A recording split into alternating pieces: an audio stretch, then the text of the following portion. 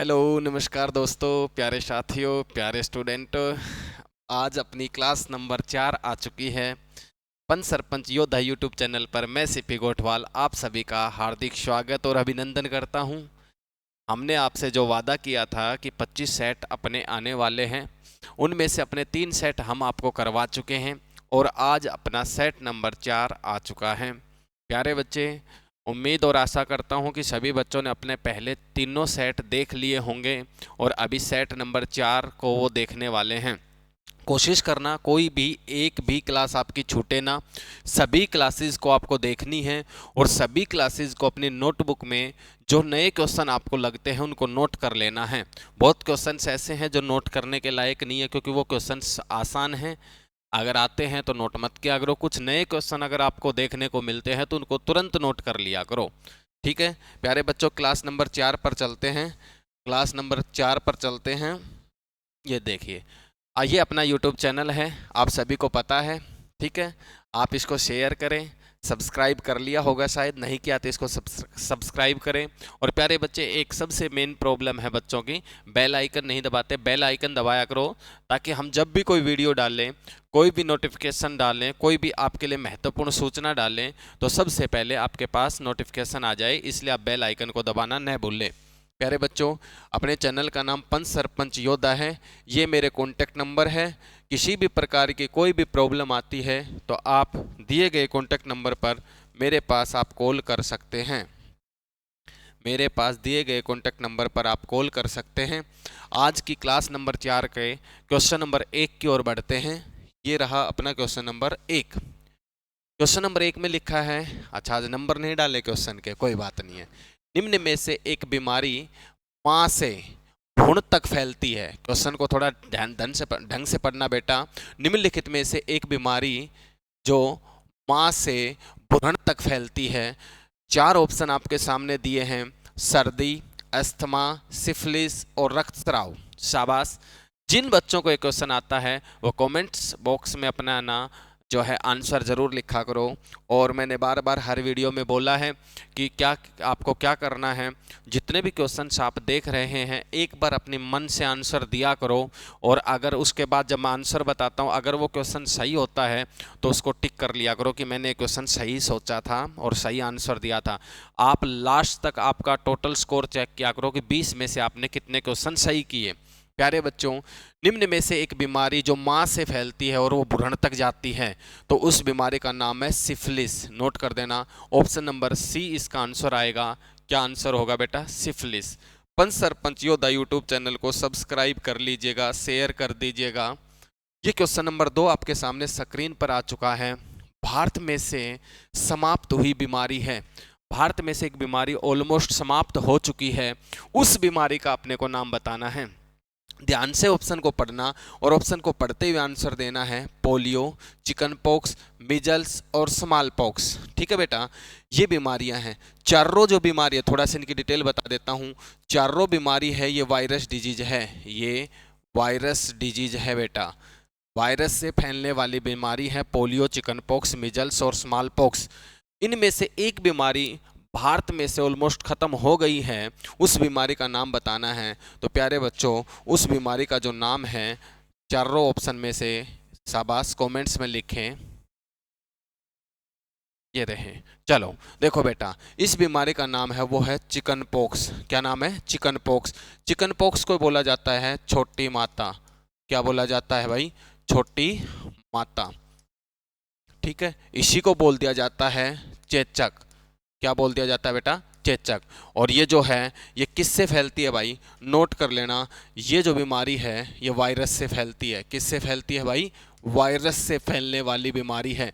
ये भी वायरस से है बेटा, पोलियो, मिजल्स भी वायरस से हैं और स्मॉल पॉक्स भी वायरस से। देखो नाम है स्मॉल पॉक्स, लेकिन इसको बोला जाता है बड़ी माता।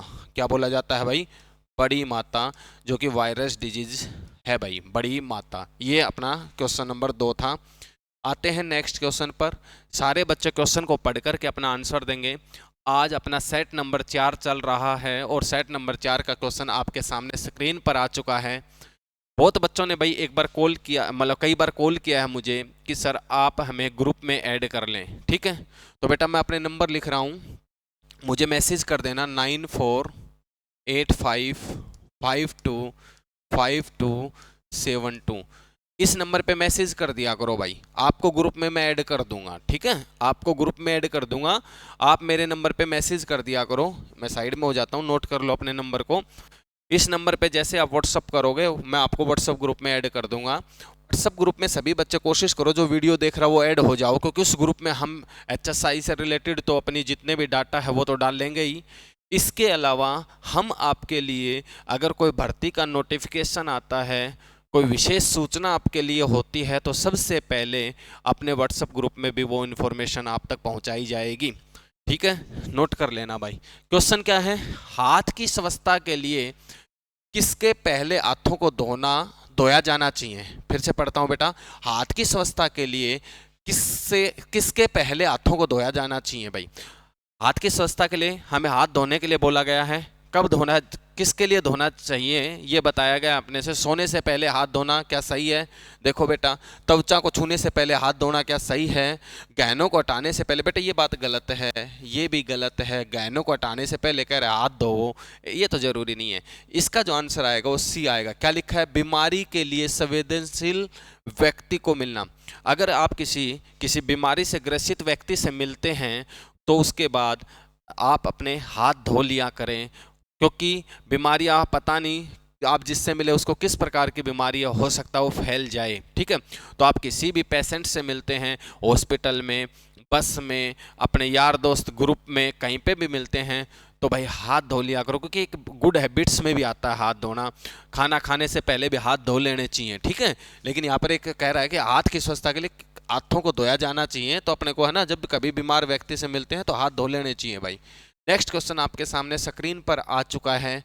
सारे बच्चे क्वेश्चन का आंसर पढ़ते हुए अपना आंसर देंगे, ठीक है। अपने हाथों की स्वच्छता कितनी देर तक करना चाहिए, ठीक है।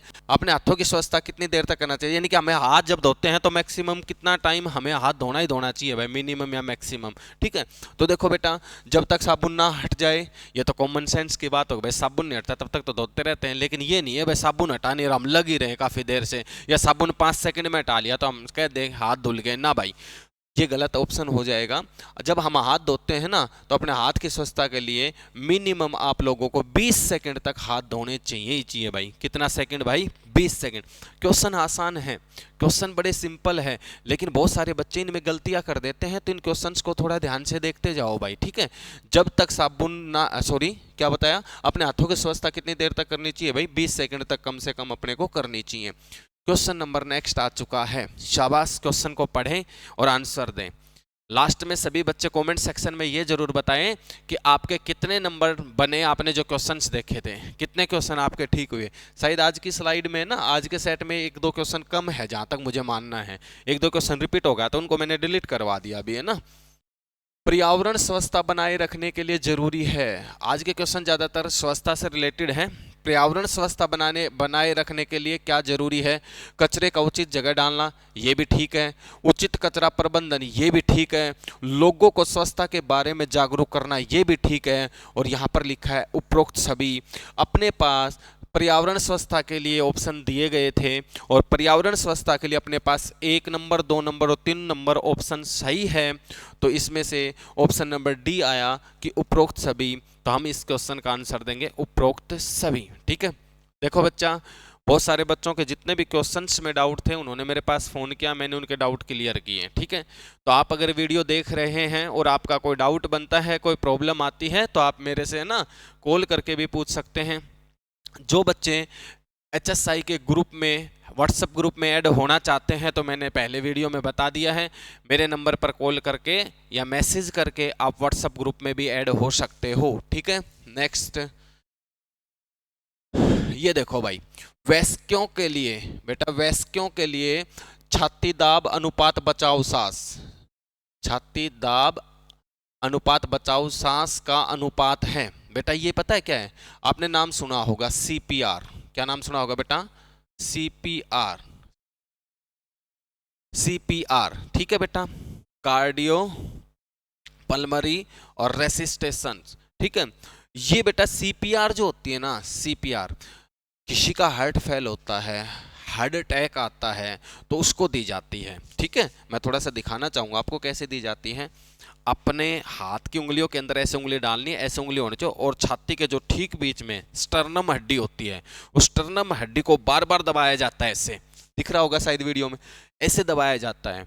और वो दबाया कैसे जाता है मैं बता देता हूँ बेटा। लगभग 1 मिनट में 100 से 120 बार दबाना है, 1 मिनट में 100 से 120 बार। ठीक है, अगर किसी को ये समस्या हो जाती है हार्ट फेल वाली, हार्ट अटैक आता है, अगर आपको सीपीआर देनी है तो ऐसे उंगलियों में उंगलियां डाल करके और ऐसे ये जो यहाँ पर जो ठीक बीच में एक हड्डी होती है जिसका नाम मैंने बताया स्टर्नम, और उसको पुश करना है 100 से 120 बार। ठीक है, अब ये क्वेश्चन को थोड़ा पढ़ना भाई जरा ध्यान से।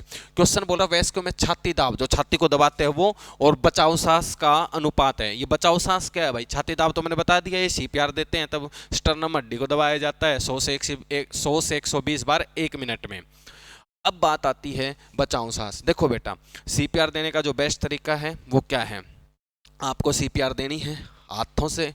दूसरा क्या होता है कि हम है ना 30 बार जब सीपीआर दे देते हैं, 30 बार दबा देते हैं, तो उसके बाद हमें क्या करना है? अपने जबड़े से, अपने मुंह से, और उसके मुंह को लॉक करना है, और उसको लॉक करते हुए हमें उसको 2 बार श्वास देनी होती है। क्लियर?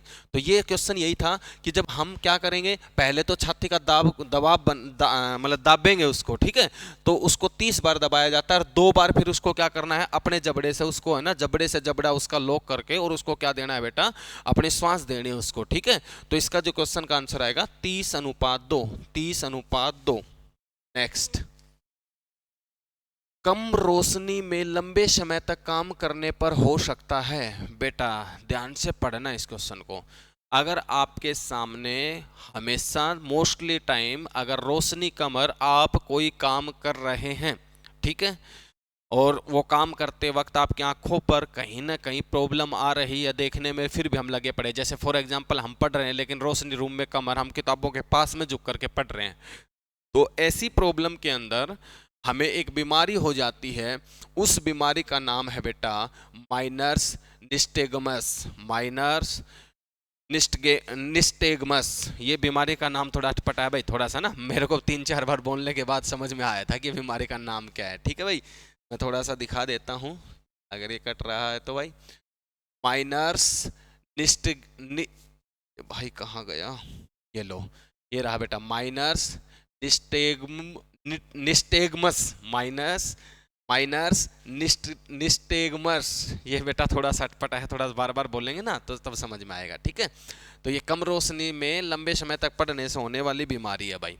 नेक्स्ट क्वेश्चन आपके सामने स्क्रीन पर आ चुका है, ये लिखते जाना भाई, जो नए नए क्वेश्चन आए हैं। ठीक है, जो नए नए क्वेश्चन आ रहे हैं इसको लिखते जाना भाई। किस वर्ग की महिलाओं को ऊर्जा की आवश्यकता सर्वाधिक होती है? इस वर्ग की महिलाओं को ऊर्जा की आवश्यकता सर्वाधिक होती है। 4 ऑप्शन अपने सामने दिया है। किशोर अवस्था नहीं, गर्भावस्था नहीं, बेटा दुग्धपान अवस्था। दुग्धपान अवस्था महिलाओं के अंदर जब होती है ना, तो उसमें उस समय महिलाओं को अत्यधिक ऊर्जा की आवश्यकता पड़ती है। अत्यधिक ऊर्जा की आवश्यकता पड़ती है कौन सी अवस्था में? दुग्धपान अवस्था में। नोट कर लेना मेरे प्यारे बच्चों। पंच सरपंच योद्धा यूट्यूब चैनल आपके लिए बहुत बेहतरीन क्वेश्चन लेकर आया है। मैं चाहता हूं मेरी मेहनत कभी भी बेकार न जाए, और मेरे से पढ़ने वाले जितने भी बच्चे हैं, वैकेंसी आने पर सभी बच्चों का सिलेक्शन हो। नोट कर लेना भाई। नेक्स्ट क्वेश्चन आ जाता है भाई, भूकंप के दौरान क्या करना चाहिए? चलो कॉमन सेंस है आपके लिए कि भूकंप के दौरान क्या करना चाहिए। आपके सामने स्क्रीन पर 4 ऑप्शन दिए हैं, जरा ध्यान से पढ़ना। शांत रहना चाहिए। देखो ये बात भी सही है, कईयों के थोड़ा सा ना ऐसा लगता है जी शांत रहना, पता नहीं भूकंप से क्या वास्ता है। भाई वास्ता है, क्योंकि हम अगर मतलब हल्ला मचा देंगे तो हमारे इर्द गिर्द कोई और इंसान है वो घबरा जाए, हम घबरा जाए, तो शांति, देखो शांत दिमाग से ना काम लेना चाहिए ऐसी सिचुएशन में। तो भूकंप के दौरान शांत रहना भी बिल्कुल सही है। लिफ्ट का इस्तेमाल नहीं करना चाहिए, ये बिल्कुल सही है भाई। भूकंप की परिस्थिति जब आ जाती है, भूकंप की स्थिति जब होती है ना, तो उस समय भाग करके कभी लिफ्ट में नहीं जाना चाहिए, नहीं लिफ्ट से वापस आना चाहिए। तीसरा है खुले स्थान पर आ जाना चाहिए, और भी अच्छी बात है भाई कि भूकंप आ रहा है ना, तो हम कोशिश करें कि खुले स्थान पर आ जाएं, ताकि हमारे को हानि कम हो, हमारे को क्या हो बेटा, हानि कम हो। अगर किसी प्रकार की कोई दुर्घटना होती है बिल्डिंग वगैरह से, तो हम खुले स्थान पे आ गए तो हम क्या हो गए, बिल्कुल सेफ हो गए। तीनों ऑप्शन सही है और ऑप्शन नंबर 4 पे लिखा है उपरोक्त सभी। तो इस क्वेश्चन का जो आंसर आएगा ना, वो मेन आंसर क्या हो जाएगा बेटा, तीनों ऑप्शन सही है तो इसका आंसर हम क्या भरेंगे, उपरोक्त सभी। क्या भरेंगे, उपरोक्त सभी। क्लियर है बेटा।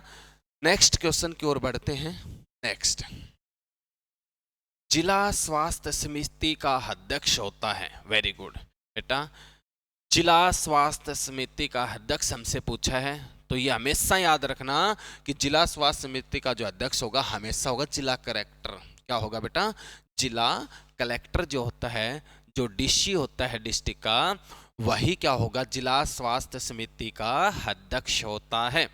नोट करते जाना बेटा, सारे क्वेश्चन महत्वपूर्ण हैं।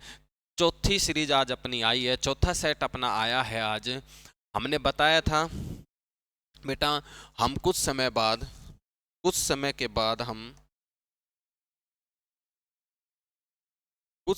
बाद हम और अपने चैनल के ऊपर कोर्स डालने वाले हैं।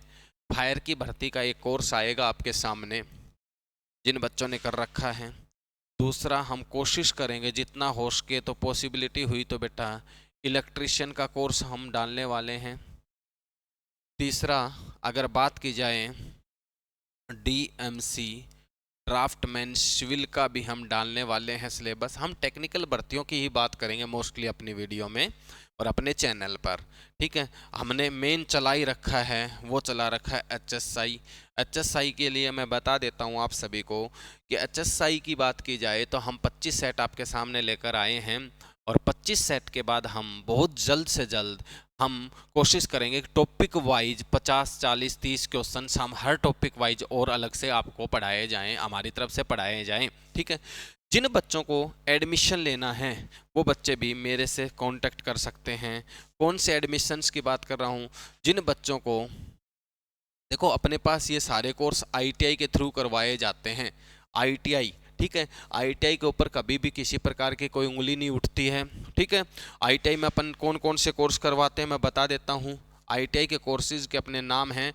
सबसे पहले जिस बच्चे को एचएसआई कोर्स करना है, हेल्थ सैनिटरी इंस्पेक्टर का कोर्स करना है, जिस बच्चे को आईटीआई से फायर का कोर्स करना है, जिस बच्चे को आईटीआई से इलेक्ट्रीशियन का कोर्स करना है, जिस बच्चे को आईटीआई से डीएमसी का कोर्स करना है, डीएमसी दिख नहीं रहा शायद है ना, डीएमसी का कोर्स करना है। डीएमसी का मतलब क्या बोल रहा हूँ बेटा मैं, डीएमसी होता है ड्राफ्टमैन सिविल। और एक और कोर्स है हमारे पास, अगर कोई बच्चा हमसे ये कोर्स करना चाहे तो हमारे पास एक कोर्स आपके लिए और अवेलेबल है। उस कोर्स का नाम है PGDYT post graduation diploma in yoga therapy. ये बेटा आफ्टर ग्रेजुएशन होता है, आफ्टर ग्रेजुएशन होता है। ये कोर्स करने के लिए आप सभी बच्चे मेरे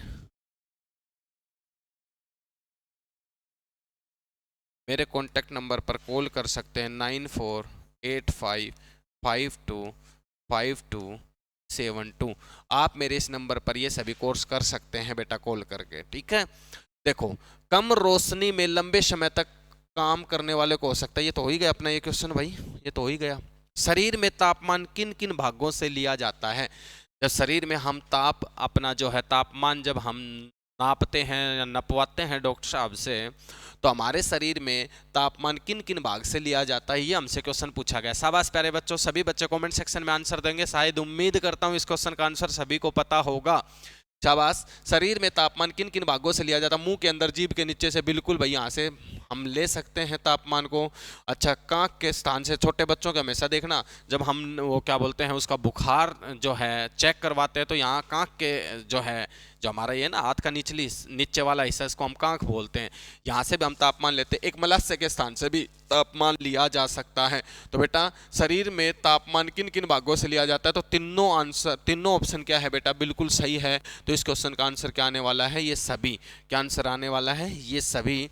नेक्स्ट चलते हैं भाई, मनुष्य के द्वारा सांस लेने पर भीतर ली गई हवा में ऑक्सीजन की मात्रा होती है। Very good.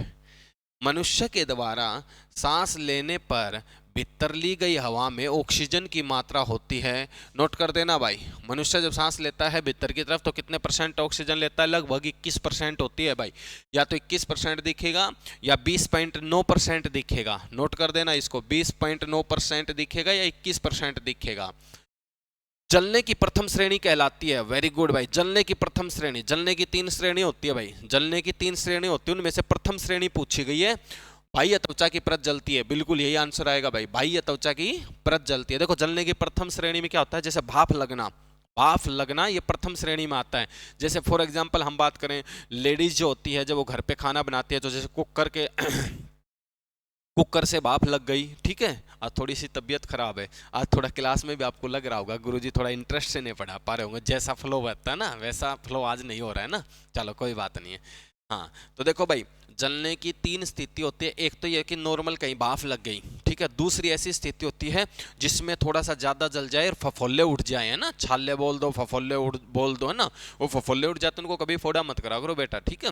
नंबर 2 स्थिति हो गई फफोले वाली। नंबर 3 स्थिति है ऐसी जिसमें त्वचा और थोड़ा सा अंदरूनी भाग और जल जाए, ठीक है। तो इसने बोला था जलने की प्रथम श्रेणी क्या है, तो बाह्य त्वचा की परत पर जलती है, वही क्या होती है बेटा, जो है प्रथम श्रेणी जलने की होती है।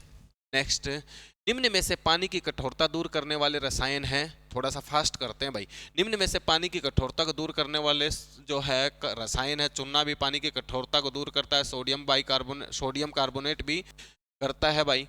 परफ्यूमिट जो है ये कठोरता को पानी को दूर करता है, बिल्कुल ये रहा ना ऑप्शन नंबर बेटा, चारों ऑप्शन इसका सही आएगा। चूना, सोडियम कार्बोनेट और परम्यूटिट, ये तीनों चीजें ऐसी हैं जो पानी की कठोरता को क्या करती है भाई, कम करती। चाहो तो स्क्रीनशॉट ले लेना भाई इनका, ठीक है, इनका स्क्रीनशॉट ले लेना, मैं इधर से स्लाइड कर देता हूं। नेक्स्ट,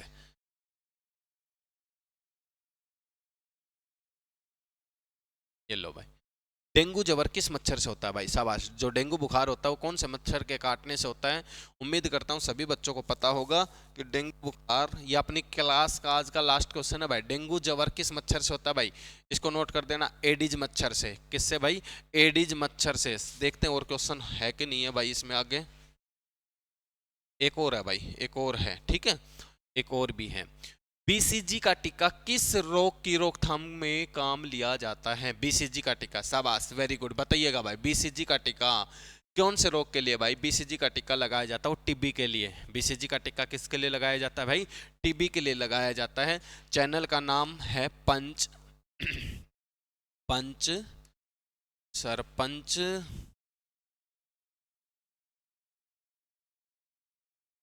योद्धा, पंच सरपंच योद्धा। बेटा सब्सक्राइब कर देना भाई, जो बच्चा पढ़ रहा है और कोई पढ़ना चाहता है वो पढ़ता रहेगा। अगला क्वेश्चन है, प्राथमिक उपचार में शब्द एबीसी का मतलब, ये है आज की क्लास का लास्ट क्वेश्चन भाई। प्राथमिक उपचार में शब्द एबीसी का मतलब है भाई, प्राथमिक उपचार होते हैं फर्स्ट एड। क्या होती है भाई? First aid. फर्स्ट एड के टाइम में एक एबीसी प्लान होता है जो अपने को ध्यान देना होता है। इसका मतलब क्या होता है जरा मैं बता देता हूँ भाई। हाँ दिख रहा है ना सभी को, वेरी गुड बेटा। इसका जो एबीसी का मतलब, ए का मतलब होता है एयरवे। अगर आपको कोई दुर्घटनाग्रस्त आदमी मिल जाता है, किसी के साथ कोई दुर्घटना हो जाती है, तो आपको 3 काम करने पड़ते हैं। सबसे पहले अगर वो आपके सामने पड़ा है तो सबसे पहला काम क्या करना है, उसको ABC प्लान होता है, जिसमें से ए करना है। ए काम क्या है? एयरवे। एयरवे का मतलब क्या होता है? उसका श्वास मार्ग को चेक करना है। श्वास मार्ग क्या होता है? जैसे जीभ, क्या होता है? दुर्घटना जिसके साथ होती है ना, उस व्यक्ति की जीभ वापस मुड़ जाती है पीछे की ओर, तो उस व्यक्ति को जीभ को सबसे पहले चेक करना होता है अगर आपको कोई दुर्घटनाग्रस्त व्यक्ति आपको मिलता है तो, ठीक है।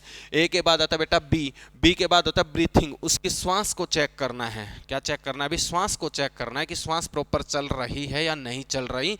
और तीसरा है बेटा सी का मतलब होता है सर्कुलेशन, परिसंचरण, सर्कुलेशन, ब्लड सर्कुलेशन चेक करना है कि उसकी जो है नसों में जो है नस जो वगैरह होते हैं ना, इनके अंदर भाई ब्लड सर्कुलेट कर रहा है या नहीं कर रहा, ठीक है। तो बेटा प्राथमिक उपचार फर्स्ट एड के अंदर एबीसी सबसे पहले प्लान अपनाया जाता है। कोई दुर्घटनाग्रस्त व्यक्ति आपको मिलता है तो उसको बोलते हैं एयरवे, ब्रीथिंग और बेटा सर्कुलेशन। आज की क्लास का ये अपना लास्ट क्वेश्चन था। देखते हैं कोई और बच गया होता, नहीं बेटा, दी एंड, ठीक है, दी एंड। जिस बच्चे को व्हाट्सएप ग्रुप में जुड़ना है वो बच्चा कॉल कर ले, मैसेज कर ले 948552 5272। ठीक है, ये नोट कर लेना भाई। ठीक है, थोड़ा सा ना ये मैसेज और कॉल थोड़ा टाइम देख के क्या करो भाई। मैंने पिछली वीडियो में बताया था, रात को 12-12 बजे भी कॉल कर रहे हो भाई, सुबह 3-3 4-4 बजे भी कॉल कर रहे हो भाई, थोड़ा सा ध्यान दिया करो। मैं भी यार भाई सोने के लिए, मेरे को रेस्ट करने का अधिकार है मेरे भाई। ठीक है, तो आज की क्लास में इतना ही। मैं पंच सरपंच योद्धा यूट्यूब चैनल पर आप सभी विद्यार्थियों का एक बार तहे दिल से धन्यवाद करना चाहूँगा कि आपने हमारे चैनल को जो है अच्छे मुकाम पर पहुंचाने के लिए अच्छा प्रयत्न किया है और अपना चैनल बहुत ही अच्छा चल रहा है। प्यारे बच्चों, लास्ट में सभी बच्चों को नमस्कार, जय हिंद, जय भारत।